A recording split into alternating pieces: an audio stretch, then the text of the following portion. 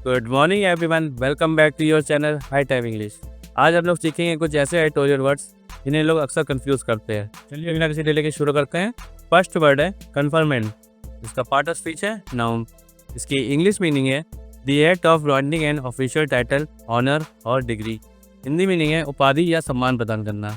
इसको ऐसे समझ सकते हैं, जब किसी व्यक्ति को ऑफिशियल तौर पर किसी सम्मान, अवार्ड या डिग्री से नवाजा जाता है, उस प्रोसेस को कन्फर्मेंट कहते हैं। जैसे प्रेसिडेंट ऑफ इंडिया किसी फॉरेन लीडर को भारत रत्न जैसा अवार्ड दे रहे हो, तो ये कन्फर्मेंट होता है। ये वर्ड मोस्टली फॉर्मल इवेंट्स और पॉलिटिकल ऑनर्स के कंटेक्स्ट में यूज होता है। For example, the conferment of the award was a proud moment. पुरस्कार का प्रदान करना गर्व का क्षण था। सिनोनिम्स है ग्रांटिंग, बिस्टोवल। एंटोनिम्स है विथड्रॉल, डिनायल। अब नेक्स्ट वर्ड देखते हैं असेंशन। इसका पार्ट ऑफ स्पीच है नाउन। इसकी इंग्लिश मीनिंग है the act of rising to a position of importance. Hindi meaning है पद पर आरोहण होना। इसको ऐसे समझ सकते हैं, जब कोई लीडर या पॉलिटिकल पार्टी पावर में आ जाती है, जैसे किसी ने इलेक्शन जीत लिया, तो उस ऊपर उठने के प्रोसेस को असेंशन कहते हैं। ये मोस्टली पॉलिटिक्स और हायरार्की के कंटेक्स्ट में यूज होती है। For example, his ascension to leadership change the party course. उनकी सत्ता पर चढ़ाई ने पार्टी की दिशा बदल दी। सिनोनिम देखते हैं राइज, एलिवेशन। एंटोनिम्स है फॉल, डिक्लाइन। अब नेक्स्ट वर्ड देखते हैं टेंशन। इसका पार्ट ऑफ स्पीच है नाउन। इसकी इंग्लिश मीनिंग है anxiety of fear about something in the future. Hindi meaning है आशंका या भय। जब आप किसी फ्यूचर इवेंट को लेकर अंदर ही अंदर टेंशन, डर या एंजाइटी फील करते हो, उसे ही अप्रीहेंशन बोलते हैं। जैसे एग्जाम से पहले का वो हल्का सा घबराहट वाला feel. For example, there was apprehension about the new reforms. नए सुधारों को लेकर आशंका थी। सिनोनिम देखते हैं एंजाइटी, फियर। एंटोनिम्स है कॉन्फिडेंस, एश्योरेंस। अब नेक्स्ट वर्ड देखते हैं रेशनल। इसका पार्ट ऑफ स्पीच है नाउन। इसकी इंग्लिश मीनिंग है the reasoning of logic behind a decision. Hindi meaning है तर्क या कारण।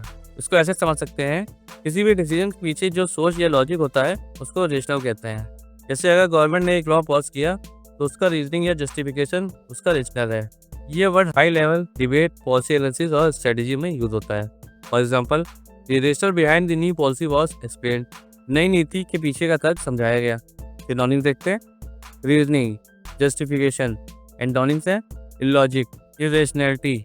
आपको ये बताना चाहूँगा कि इन सभी वोकैब्स का एक एमसीक्यू प्रैक्टिस टेस्ट शाम को आता है, जिन्हें आप अटेंड करके अपनी वोकैबुलरी को एनहांस कर सकते हैं। तो प्लीज़ इसे अटेंड जरूर करिए। अब नेक्स्ट वर्ड देखते हैं वेक्सेशियस। इसका पार्ट ऑफ स्पीच है एडजेक्टिव। इसकी इंग्लिश मीनिंग है कॉजिंग एनॉयंस और फ्रस्ट्रेशन, झंझलाहट पैदा करने वाला। इसको ऐसे समझ सकते हैं, वेक्सेशियस का मतलब होता है ऐसी चीज़ जो बार बार परेशानी या फ्रस्ट्रेशन क्रिएट करे। जैसे बार बार समुद्र में पकड़े जा रहे फिशरमैन। ये वर्ड मोस्टली लीगल और बॉर्डर इश्यूज में कॉमनली यूज होता है। For example, the issue has become vexatious over time. समय के साथ मुद्दा झंझलाहट भरा बन गया है। सिनोनिम देखते हैं एनोइंग, ट्रबलिंग। एंटोनिम्स है कंफर्टिंग, प्लीजेंट। अगर ये वीडियो आपको पसंद आ रहा हो तो वीडियो को लाइक करिए। नेक्स्ट वर्ड देखते हैं वॉर ऑन। इसका पार्ट ऑफ स्पीच है एडजेक्टिव। इसकी इंग्लिश मीनिंग है severely affected by war. Hindi meaning है युद्धग्रस्त। इसको ऐसे समझ सकते हैं, वॉर टॉर्न का मतलब है जगह या रीजन जो युद्ध के कारण बर्बाद हो चुका हो। इंफ्रास्ट्रक्चर, लोग, इकोनॉमी, सब कुछ बर्बाद हो चुका हो। For example, the war torn country needs aid. युद्धग्रस्त देश को सहायता की जरूरत है। सिनोनिम्स हैं डिवास्टेटेड, डैमेज्ड। एंटोनिम्स हैं पीसफुल, स्टेबल। अब नेक्स्ट वर्ड देखते हैं डिस्पैशनेट। इसका पार्ट ऑफ स्पीच है एडजेक्टिव। इसकी इंग्लिश मीनिंग है neutral and not influenced by emotions, निष्पक्ष भावनाओं से रहित। इसको ऐसे समझ सकते हैं, डिस्पैशनेट मतलब बिना इमोशंस के पूरा न्यूट्रल और ऑब्जेक्टिव व्यू लेना। जैसे जज या मीडिएटर का रोल होता है, जो किसी बायस के बिना फैक्ट्स पर डिसीजन लेते हैं। फॉर एग्जाम्पल, ए डिस्पैशनेट जज इज एसेंशियल। निष्पक्ष न्यायाधीश आवश्यक है। सिनोनिम्स है न्यूट्रल, ऑब्जेक्टिव। एंटोनिम्स है बायस्ड, इमोशनल। अब नेक्स्ट वर्ड देखते हैं कंसेंसस। इसका पार्ट ऑफ स्पीच है नाउन। इसकी इंग्लिश मीनिंग है जनरल एग्रीमेंट। हिंदी मीनिंग है आम सहमति। इसको ऐसे समझ सकते हैं, जब अलग अलग लोग या पार्टीज एक कॉमन पॉइंट पर एग्री करते हैं बिना वोट के या ज़्यादा कॉन्फ्लिक्ट के, तो उसे कंसेंसस कहते हैं। ये टर्म पॉलिटिक्स, कमिटीज और इंटरनेशनल डायलॉग्स में काफ़ी यूज होता है। For example, A consensus was reached after debate. बहस के बाद आम सहमति बनी। सिनोनिम्स है एग्रीमेंट, हार्मनी। एंटोनिम्स है डिसएग्रीमेंट, कॉन्फ्लिक्ट। अब नेक्स्ट वर्ड देखते हैं ओवरसी। पार्ट ऑफ स्पीच है वर्ब। इसकी इंग्लिश मीनिंग है टू सुपरवाइज और मॉनिटर। हिंदी मीनिंग है देख रेख करना। इसको ऐसे समझ सकते हैं, ओवरसी का मतलब है किसी काम या प्रोसेस की निगरानी करना, इंश्योर करना कि सब सही हो रहा है। जैसे पीएम ने किसी प्रोजेक्ट को पर्सनली ओवरसी किया।